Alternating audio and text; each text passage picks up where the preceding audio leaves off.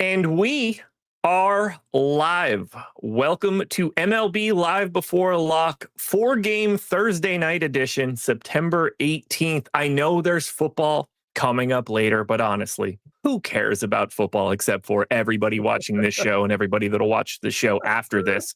But baseball is still here. I'm Josh Engelman. That is Eric Lindquist. Hit the like button, subscribe to the channel, and hit the notification bell so you know when everything goes live. What's going on, brother? Not much. I want to keep talking golf because now I'm in a golf mode. Hit some golf balls quick there for a second, and we've had a lot going on here at Tails this morning, afternoon. Things rocking it into tonight. So a lot with the football game, a lot with the weekend, week 3 NFL going. But God, it feels nice to just take half an hour, tee it up, hit balls really, really hard into the middle of the sky. It feels really fun. I was hitting him into a screen, but I enjoyed it nevertheless. Felt nice to get a couple swings in. Yeah. First couple sucked. I was tight. it was a stiff one. It was a lot of sitting earlier today, but now we're here and we're breaking down a 4-game slate. We had a bigger slate on the early, dominated by pitching from what I can tell, save for that Miami Colorado game. Shout out to everybody that's on the screen right now from that slate. But great. We're on to the night. These are our 8 pitchers. Yamamoto, Green, Priester, Fried, Webb, Povich, Colin Rea, and Kikuchi. Honestly, this is probably a better group of pitching than we had earlier today. And there's a very clean line in the sand. 4 of these guys have a top 2 pitcher odds in the 30 to 39.8% range. They're all 30 to 50% owned. And then the other 4 guys are sub 20 in top 2% and basically 10% or lower from an ownership perspective. We do have 4 very interesting names that have a much higher interest level, but I'm at least mildly interested in an unowned-ish $9,400 Logan Webb. We'll get there. Who's your favorite pitcher today? Oh, yeah. I mean, Logan Webb, I think, is your tournament du jour on this slate. But as for what we've got right now, Yamamoto gets to take on San Francisco. That looked pretty lifeless in a couple of those spots. I mean, they just made Brandon Pfaadt look like Jesus Christ reincarnated as a pitcher. And Brandon Pfaadt's having one of the worst years you could possibly imagine for a guy of a contract of that magnitude. It was nice to see him come back to life a little bit in a spot that I wasn't invested at all. So that was all right. But in terms of this spot specifically, this is obviously a high octane. Both teams got to have it kind of a thing, even though San Francisco falling a little bit by the wayside. But Yamamoto's the guy. I just don't see how he couldn't be. He's been absolutely insane for the last month plus. He's had no hitters going into, final outs of games. He's got a 207 expected batting average to both sides of the plate. Basically, he's looking at a pull error percentage that's sub 13%. So we're talking a guy who really is getting more ground balls than he had in 2024. It's up 5% year over year. So he's doing a lot of the things that I like to look at that just kind of avoid those randomized, inflated kind of numbers there that you get. He's so good at limiting power. He's getting strikeouts to both sides of the plate. I mean, I just don't know what else to say other than you look at any slate where he's sub 10K and you're probably getting the best pitcher on the slate at a discount. Yeah, I don't really see too many negatives for this one other than just having to throw in LA. He's been dominant to everybody. Nobody hits anything that he's throwing, save for one random one-off pitch that's been thrown 150 times to righties. But otherwise, he's running a pretty clean slate, clear across the board. I don't have a single negative other than the fact that he's just throwing in LA. Not a single negative to say about Yamamoto. Then we get an $8,700 Hunter Green, an $8K Priester, a $9,200 Max Fried. The balance here between Green and Priester is interesting. It's an extra $700. It's the same ownership, little bit higher of a ceiling in top 2 pitcher odds for Green, but 0.8 of a run less for Quinn Priester and a matchup against the Angels, who we know strike out from time to time. Where do you go to save a little bit more salary? It's so hard. I mean, this is probably like the weirdest one, period. Pull up OddsShopper. I just want you to look at some of the props for it, because this is I think where the slate really begins, is like SP2 and figuring out exactly how you go about this. If you are basically just one of those people who is risk immune, like if you're just looking to like fire whatever else up, like I think Hunter Green has the higher ceiling every single time. Yeah. But Quinn Priester has a 5.5 strikeout prop. And this is not the Quinn Priester, your grandpa's Quinn Priester. This guy has kind of come out of the fucking middle of nowhere to be doing what he's doing. And you look at his year numbers, like it doesn't make any sense that he is starting to throw this well and have everything work out the way that it is. But of course, it has to be the Angels on the other side for an 8K Quinn Priester. It's basically all inflated by matchup. And then, every single day as we dwindle down the rest of this regular season, you're going to see call-ups of just absolute creative players. You're going to see guys that it's just like, wait, what? The bottom half of this lineup has Oswald Peraza, Christian Moore, Sebastian Rivero, and Denzer Guzman. Now, not a single one of them has a sub 28% K rate in AAA. And you're looking at them right now with north of 28% K rates, well north, in very limited sample sizes for what it's worth with Rivero and Guzman. There's nothing that you don't like as far as the matchup goes. What's up?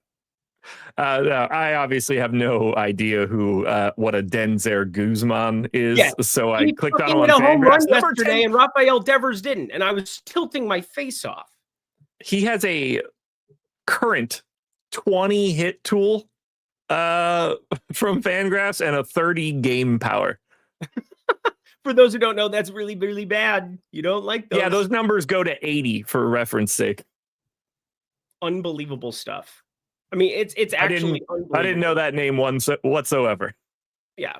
I mean, you just kind of go through and look at their minor league numbers. And yeah, I mean, they also think about this too. The Angels, these guys get to play in the PCL, the Pacific Coast League. It's like baseball on the moon. You have Albuquerque, you have Reno, you have Vegas in the summer, you have Sacramento typically, but not now because they took over, I think the A's did. It's like every game is in that knockoff A's park this year.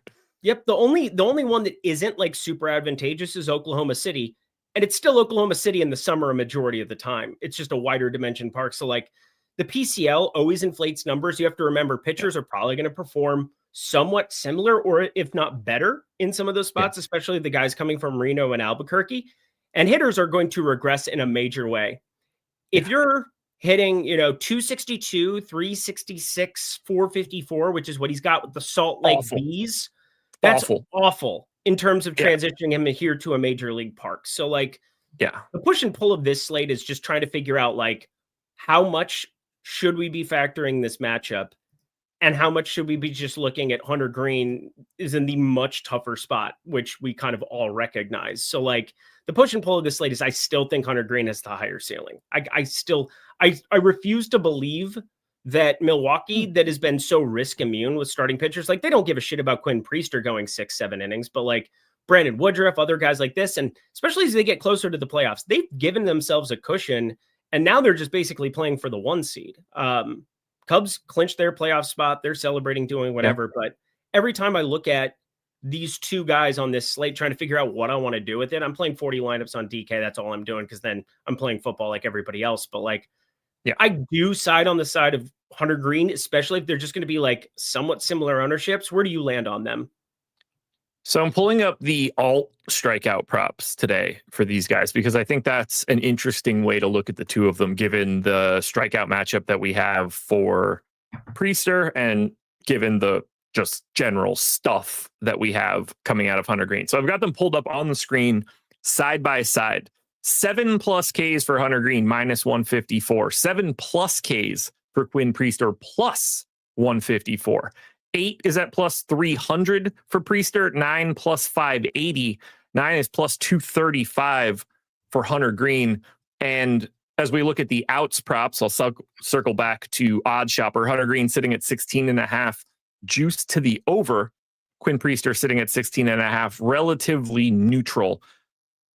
It seems like Hunter Green, honestly, to a degree, I almost feel like Hunter Green's top 2 percentage should be slightly higher than what it is relative to Quinn Priester.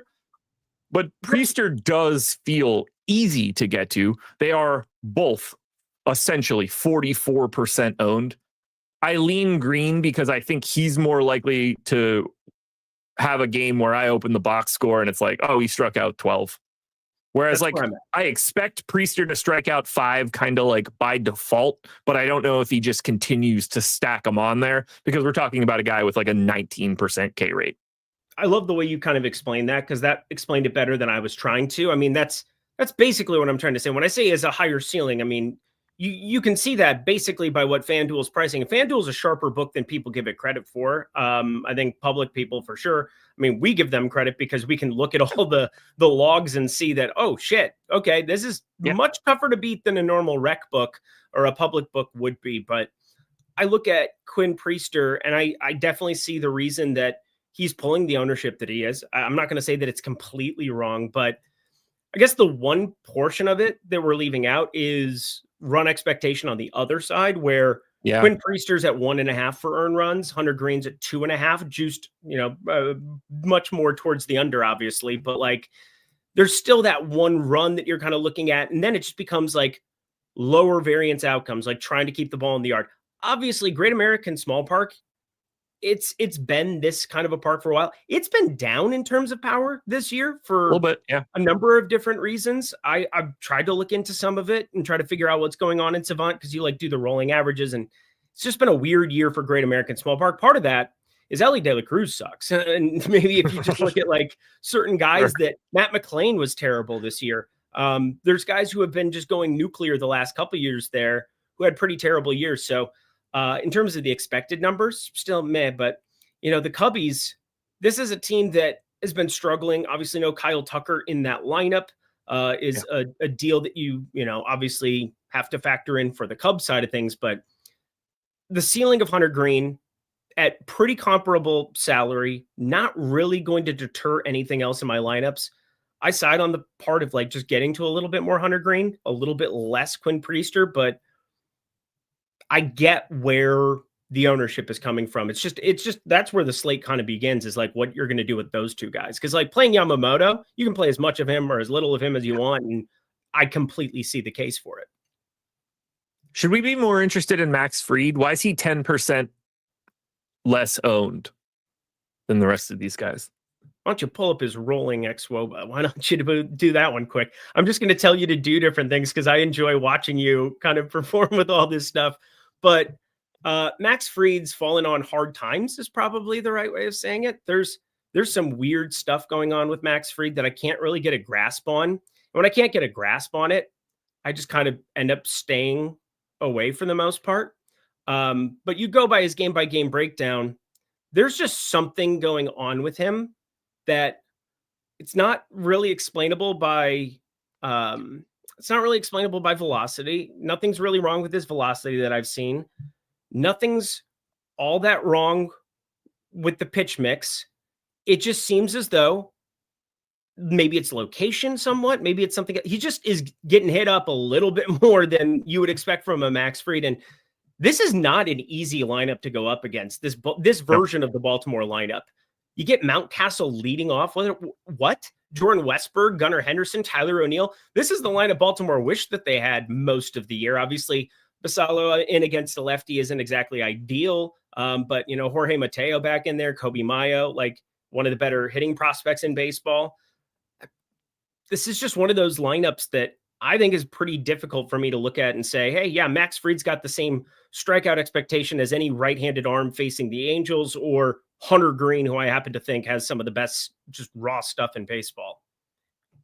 81 WRC plus for the Baltimore Orioles this season against lefties, a 26.1% K rate coming in at number 5, a 6.4% walk rate, the second lowest walk rate of any team other than the Tampa Bay Rays, 140 ISO, bringing you in at number 20. They have not been very good against lefties so far this season. Is he getting underrepresented in the markets? This is something I have not taken a look at yet. Max Fried sitting over 5.5 Ks, minus 155 to the over. So we're getting into that like heavy juice to the under 6.5, heavy juice to the over 5.5 range. And then if we take a look at the outs prop, 17.5 to the over with as much juice as you could possibly cook up, enough so that it's 18.5 at underdog and sleeper with some heavy juice to the under. Seems like he's going to go relatively deep in this game.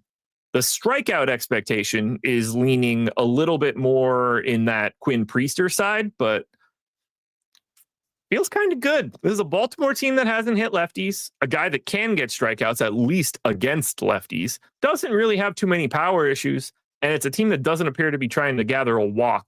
So if he does run into any power, strikes me as a spot where he might run into it with empty bases, which you can get by with. The problem for me is that I don't really have a negative for Yamamoto. Even in LA, 3.6 run implied total, still lower than what you're seeing for Fried. I find him easy to get to. And then that salary savings on someone like Priester leads me to prefer Priester to Fried. And then I start to see why he's 30% owned. And it makes me think, well, if I'm going to go to Fried, should I just go to Logan Webb? Yeah, and that's where I'm at. That's exactly where I'm at. So one thing I've just kind of been staring at all day. Again, I always talk about this from a prop perspective because that's literally what I'm doing all day. I've been looking at the under of Max Fried, under 5.5 strikeouts all day, and thinking that I'm going to pounce and bet it at some point in time. But it just keeps kind of going in my direction where I'm like, all right, I'll just kind of wait until closer to lock and maybe play it here. The main thing for me is 223 batted ball events, 222 batted ball events, 115 batted ball events. That's all you've got total for Mountcastle, Westburger, and O'Neill. 3 of the top 4 in the lineup. The guy he's going to face the most. They've been out most of the year. For context, Cody Bellinger has 479 batted ball events. So, like, we're talking such a small sample size relative to these other guys. And I think you, me, anybody in baseball can kind of confirm that when healthy, Mountcastle, Westburg, and O'Neill can be really, really potent right-handed bats. And so you're running into this if you're Max Fried. He hasn't exactly had his ace stuff. And everything you brought up about Baltimore over the course of the year, I think is 100% factually correct because that's what it is. But 3 of those 4 have, or those 3 that I just listed off, have not been in that lineup a majority of the time. So you always want to take those kind of things with a grain of salt and really kind of look at what the current lineup is. I go back to like 2024 and usually kind of like throw that into the mix as far as like, all right, what is my baseline for these guys? The baseline is pretty freaking good for all 3 of them. But yeah, I think that's where I'm at, where if I'm going to look for a pivot, if I'm going to try to find something, give me all of the unowned Logan Webb, just as like a high octane baseball game. You get Shohei Ohtani, who is obviously one of the best hitters in baseball, but doesn't really get, viewed as the strikeout guy that he can be. You get Michael Conforto into the lineup, which is obviously a huge plus in terms of strikeouts, batting 6th. So you face him 3 times as a righty. That's a definite plus because pretty much all of his at-bats come against righties, 24.6% K rate on the season. Teoscar Hernandez has been playing well, and whenever he plays well, Dave Roberts pushes him up in the lineup. So he's still sitting, in the top 5, batting 5th today. Max Muncy's back, strikes out even more. I mean, these are good spots to kind of like find some really, really low owned Logan Webb. Are there scenarios where he gets his head beat off? Yeah, absolutely. But like the ownership completely makes up for it for me. And it's like 5.5 and 5.5. I know that his is plus money towards that over, and he's facing the Dodgers in one of the top 5 ballparks in baseball for lefty power, but nobody's playing him. So awesome, especially in lineups that aren't Yamamoto where you can maybe sneak a win. This isn't like some really crazy take. He's probably the most likely person to go 6 innings on the entire slate. He's probably the most likely to secure you a win. On FanDuel, we'll get to that conversation for a little bit, but like as you work through this slate, the one guy that I boosted at pitcher was Logan Webb. The one guy I took down at pitcher was Quinn Priester coming into this. Did I still get to Quinn Priester? Yes. Did I still get to more of him than Logan Webb? Yes. But like, I feel pretty confident in saying like, I'm happy making that stand a majority of the time at their ownership right now. Yeah, it's just there's just a little bit too big of a gap for what Logan Webb is, because it's not like he's just a command guy, drills the ball down in the zone. It's not like he's like an old school Brandon Webb clone. He's got a 28% K rate to righties and a 24% K rate to lefties. Like, he can still get those things. And yet, obviously terrible matchup against the Dodgers, terrible park against the Dodgers, but this is a DFS contest. And if he's 11% owned, 20% chance of being a top 2 pitcher, and to a degree, like, when it works, I think it works bigger on the right-hand side. This just feels like a really easy place to try to pivot and grab a little bit of value. It's not that I want to have like 50% of Logan Webb. It's not that I think that he's better than Yamamoto. He's just under-owned. I think that's the easiest way to describe it. Yeah, now we get to do the same thing for a 6K Cade Povich, where it's like, okay, dude with a strikeout rate is taking on the best power hitting baseball team on planet Earth. This will be fun. It's not even like one of these things will win out. You probably go into this knowing Cade Povich is probably giving up a bomb or two. The question is, can we get enough K equity? Did we get enough lefties on a given lineup to be able to like take this kind of a shot? Bellinger, Grisham, Wells, like I don't really want to go crazy with this, but like, he's the lowest owned pitcher on the slate and he's got the 4th highest K rate. So like, it's wild. I mean, this is like, what a tumultuous spot to get into. This dude mows people down. He's got good stuff. And he is running into a buzzsaw of righty power. 254 X ISO allowed for Povich so far this season in 2025. And he's got to deal with just absolute death from the right-hand side. Aaron Judge might put a ball in orbit. It's going to be the next like Starlink satellite. It's going to be flying around it's flying around the globe, just trailing internet satellites because Judge hits this ball into the stratosphere. That said, they are not unlikely to strike out. And he's 6K. What happens if he just keeps the ball in the yard for one day? 6K, 15% chance to be a top 2 pitcher, just 4% behind Logan Webb, which is a conversation for a different day.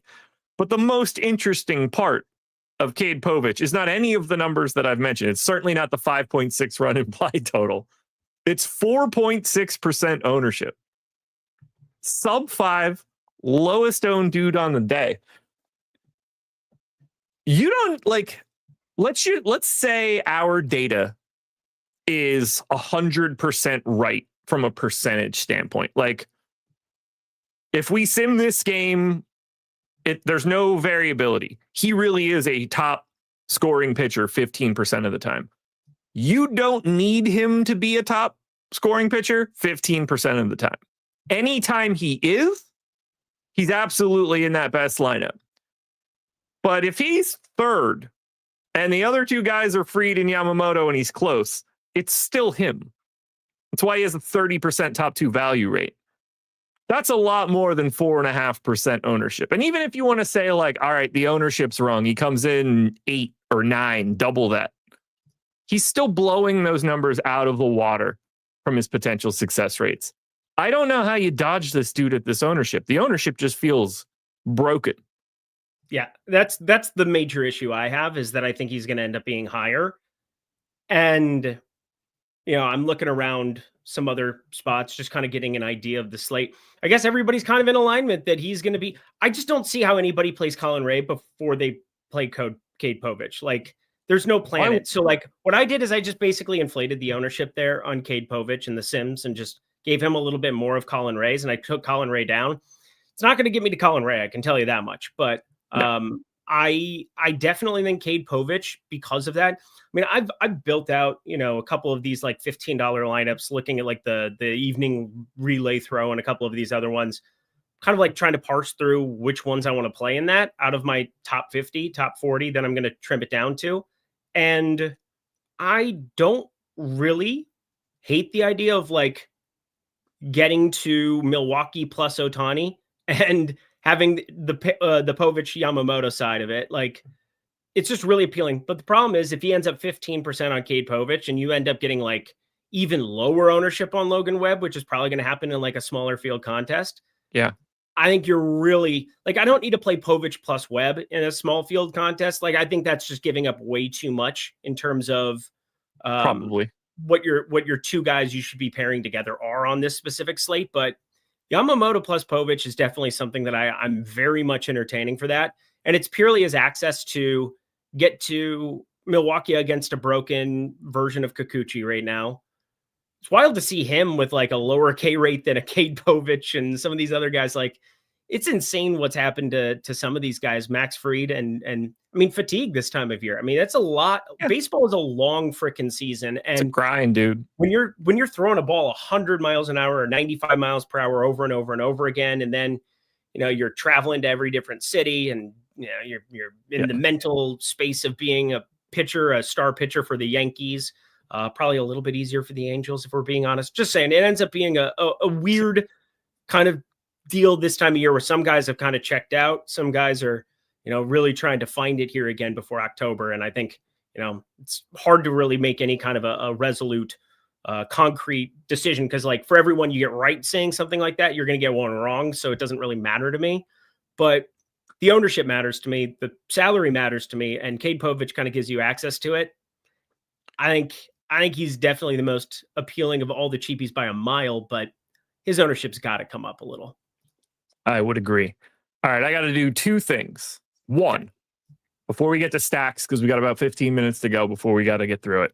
Emac, you're either setting me up perfectly for this or you don't actually know, and it worked out for me perfect. Emac said, anybody have a good place to get ready for the NBA, like a team-by-team recap of the offseason draft? You are in luck, folks. They are starting on Sunday. Check me out on Tails. Head to OddsShopper.com. Browse to Tails. You'll find me. You'll find Eric. For sure, follow Eric before you follow me. I'm just going to talk about shit I like. He's going to put out bets and actually make you money. I'm going to provide you no value other than personality and exceptional written content about 30 different teams in the NBA. I'm going to put one out every day starting Sunday until we get to the start of the season. But if you'd like to make some money, follow him on Tails. That's a much better endeavor for you. I am merely a dancing bear. He is the star of the show. He's on the trapeze, swinging around like crazy. I'm wrestling a bear. This is the greatest read ever, by the way. Way to go, Emac. Set that up well. Well, no, I appreciate that. Shout out to Hennessy, by the way. Hey, you know what? As my buddy used to tell me in high school, everybody's got to have a court jester. Every friend group's got to have that guy. And you know what, Josh? You can be that guy. You could be that guy. That would have been the way that I made it through like medieval times. I would have had no ambitions of being the king, but boy, oh boy, would I have kept that king entertained. Oh, yeah. No, you kept us entertained at Wrigley Field. I think we can all remember the jester that day. But overall... See, that was a problem because it was the first time we all met. Mm-hmm. It was wild. And New York was a lot tamer. It wasn't tame for me because I ended up going out till 5 a.m. like a degenerate. But I'm very happy I was 70 temporarily sober for that day, or I would have been in a sewer grate in New York. Because I was in a sewer grate in Chicago. The problem for me, honestly, is Laffy. Oh, yeah. When it comes to drinking for me in that scenario, I know it sounds dumb, but he and I are both cut from like trash Pennsylvania cloth of drinking in the cold and hating everything about your life. We know that the same way, and I think we drink the same way in those situations. And I did in the first moment that I ever met him. It was much better to hold that together in New York with me, you, Greg, and him. And not Ben. And not Ben. Poor Ben. Poor Ben just on a train by himself for 3 hours. Poor guy. Ben tried to take a train to New York to hang out with us. He tried to take the early train to be smart and get ahead of the game. but a tree fell on the tracks of the early train. And by the time he was able to get off of the early train, the second train left. It's unbelievable. It's such a Ben thing, too. I mean, only Ben would that happen to. I mean, it was so sad because obviously we were all looking forward to him and it was going to be like this great arrival of all five of us hanging out because that's never happened before in the history of the world. The five of us had never spent time together in the same place. And did not go to Chicago. Yeah. So yeah, would have been pretty legendary, but made it a good time still. But yes, definitely more reserved than Chicago was. That's for sure.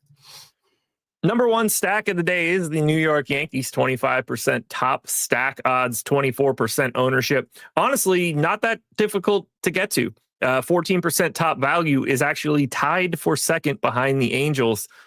These guys are at the top of the list. And while we talked about the virtues of Cade Povich earlier, because he's a 6K pitcher with some strikeout stuff, he is also a pitcher that gives up bombs in bunches, and the New York Yankees like those quite a bit. They clearly look great. Yeah, I mean, Hunter Green, better strikeout rate. Yamamoto, better strikeout rate. Logan Webb, better strikeout rate. I said before, Cade Povich is number 4 in strikeout rate, 24.7% on this slate. He looks like he could be an awesome tournament option. And then you slide it a little further to the right. 3.91 xFIP is fine, but like 4.30 FIP.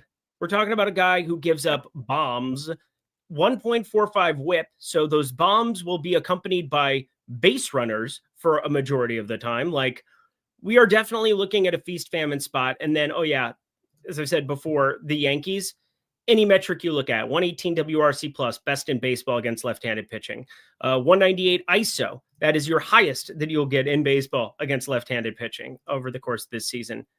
What are we even doing here? I mean, you have it at 209. Is that just over like a smaller sample size here? Active roster. Active roster. There you go. I didn't know if you had it switched it out. Just wild discrepancies. So like Cade Povich, best of luck to you, sir. This is a both sizer. Paul Goldschmidt leading off. Again, you only get the 3 lefties in there. Not that that's a huge problem because he still decides that he likes to give up power to them too. So that's pretty cool. 218 expected ISO against, useful, but the 254 expected ISO when you have Judge, Stanton, Ahmed Rosario, who's just basically out there to kill lefties. Anthony Volpe starting to like come somewhat back to earth, still has a 419 expected slugging, which isn't good, but like still finding ways of being semi-effective. Jose Caballero on base paths. Yeah, have fun. They definitely make the most sense. That said, they're not my favorite stack to get to for single entry by any means. They're going to be very popular. So like, I ask you, do you know what my single entry team is today? I have 2 guesses. Okay. One of them is also popular, but I think the spot is interesting. That would be the Cincinnati Reds playing at home. Solid enough top stack odds, solid enough top value odds. I do think there's at least some appeal to the team that is at the bottom of the top stack tool, which is the LA Angels against a 43% owned Quinn Priester, coming in at a crisp 6.6% ownership. This is your number 1 value stack of the day. And if you go to them, it does make it very easy to go to Yoshinobu, Yamamoto, and Hunter Green or Logan Webb. Also, it's just kind of like playing to the scenario you've already created with your lineup. So we've talked about being a little bit lower on Quinn Priester. And as a result, the Los Angeles Angels are just a team that I don't think we can really properly analyze anything at the bottom half of this lineup. Like the bottom 4, as you're mixing and matching, I don't know what a lot of these guys are going to be going forward. I basically just go out off of Zips and Steamer Tell Me. And that's kind of like my baseline for it. And then I'll adjust as I kind of like go from there. But my thing is that I'm already creating lineups where I don't have as much Quinn Priester as the field. I get that there's strikeout equity there. I get that it is a matchup against the Angels, but it's still Quinn Priester pulling like a majority of the ownership on this slate. And anytime you see just like that red herring guy, like Hunter Green can be that guy from time to time because of the power he's given up in his past. And he's done a better job at times this year. And it'll leak in from time to time. And obviously the ballpark doesn't exactly help him, but the strikeouts more than make up for it. And I just kind of know those are going to be there in just about any matchup ever. I don't see how we look at Quinn Priester and say that, like, all right, 40% of the field's going to play him and I have no interest in the Angels. Like, get out of here. I'm absolutely playing the Angels in single entry. I like them more than they're owned for what this slate is. Yes. For sure. Like in a 150 max scenario, I'm just here more because of his ownership. Him being in 40% of stuff means even if I'm okay with having some Angels, as long as he's pedestrian, he's useless. Somebody else is going to lap him at that point in time. And then 40% of the lineups are just dead to the top spot. That said, I don't love the park. Nope. While he's not like an illustrious strikeout guy, he's also not a guy that gets bombed either. And that's the sort of thing that gives me pause in smaller contests, less pause in larger contests. But they are unequivocally the team that I looked at and thought, this is a team that should be pulling a little bit more ownership in this spot. Because he doesn't have a pedigree of being awesome. He just has a pedigree of like avoiding problems. He's a number 3 starter. He's number 4 starter, somewhere in that neighborhood. That is being his worth on this slate is because of his price tag and not his ability. The matchup certainly helping here. So I do think they're underowned. On this slate, if I'm playing a lighter lineup load, I'm looking way more at that like Milwaukee-Cincinnati combo, trying to attack Kikuchi, trying to attack Colin Rea. To a degree, I think Baltimore is also interesting. Yep. For the same reason that we talked about Fried and why like Baltimore's data might not necessarily be like as accurate as their actuals are. They have enough pop here against Fried, particularly from the right side, that they could drop 3 or 4 home runs here today and you wouldn't be shocked.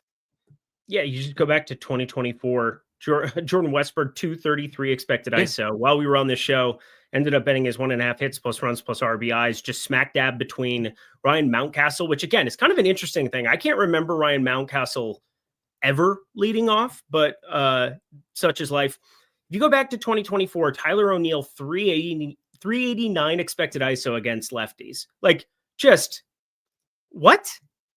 Tyler O'Neill, number 1 off of Baltimore in the home run model, miles ahead of anybody else on the Baltimore Orioles today.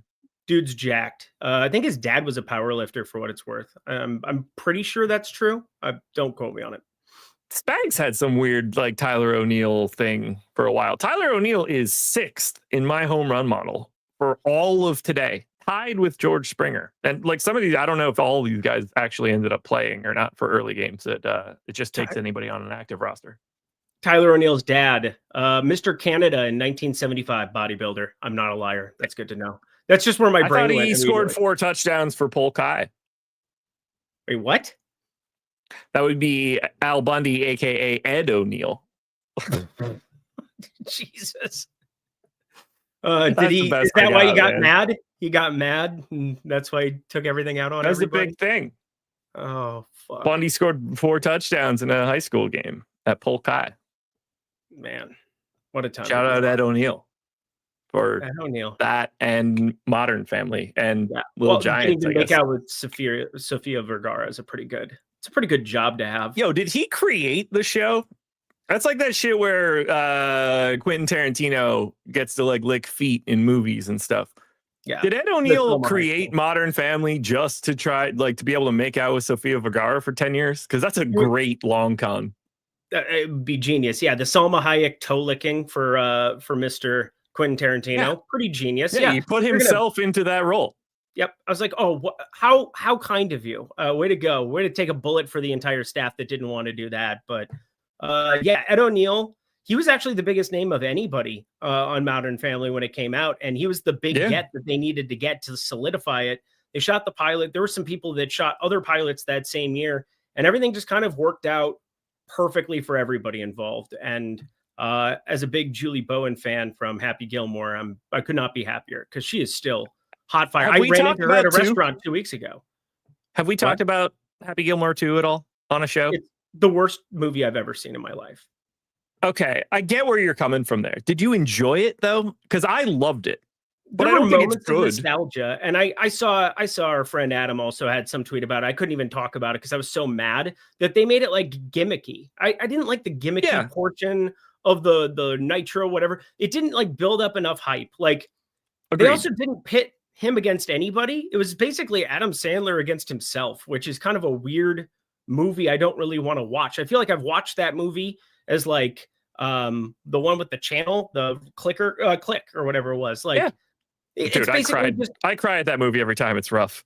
but it's Adam Sandler versus Adam Sandler. And it's like, if we're going to watch that, I'd rather just watch Click than Happy Gilmore 2 and have him just be some alcoholic Happy Gilmore that, what are we doing? It was kind of weird to me, but it was atrocious.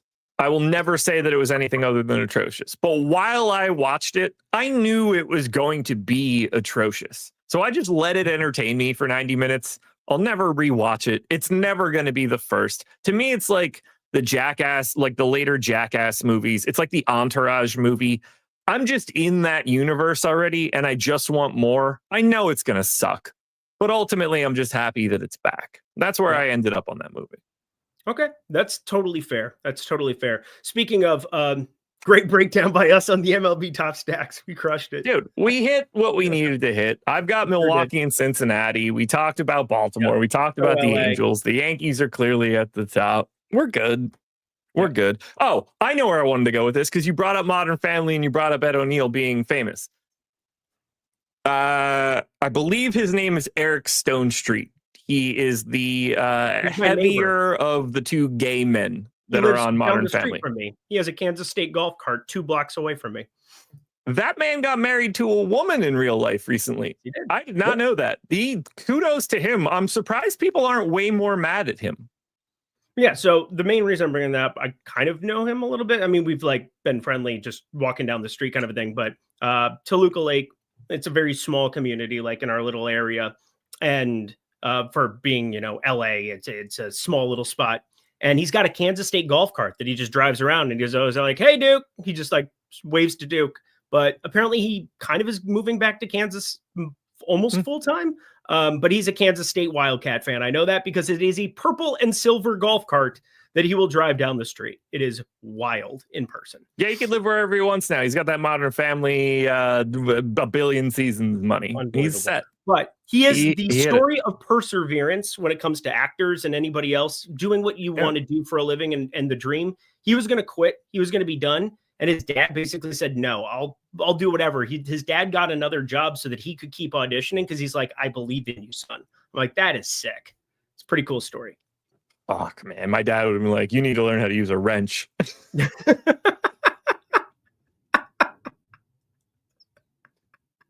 Practice this phrase, son. Would you like fries with that? No. Anyway, slate's locked. Oh, I'm burying the lead on everything. NFL live before lock right now. They probably want us to get the hell off the airwaves, but we're having fun. There are people here. 176 of you, but that's still a high number for what we've got right now. Tell the people where to find you. You can find me over at the OddsShopper YouTube channel. Lindy's Leans, Likes, and Locks. I'll have MLB for tonight. Tomorrow, NFL, my birthday. So birthday edition of NFL Live Before Lock, or NFL, not Live Before Lock, NFL Lindy's. So I'll be firing that up in the morning, afternoon. MLB Live Before Lock here on the Stokastic YouTube channel. You can find me in the Discord. You can find some free plays from me also on the Expert Picks page over at Tails. Check it all out. Fun as always. Fun couple of days with Josh. Boom, everybody. Go sweat those baseball lineups, but NFL Live Before Lock right now, same channel. Laffy, I think, Greg probably, but Greg didn't put out a schedule in the schedule channel, so I don't know who's on that show, but I'm assuming it's those two people. Go check them out right now.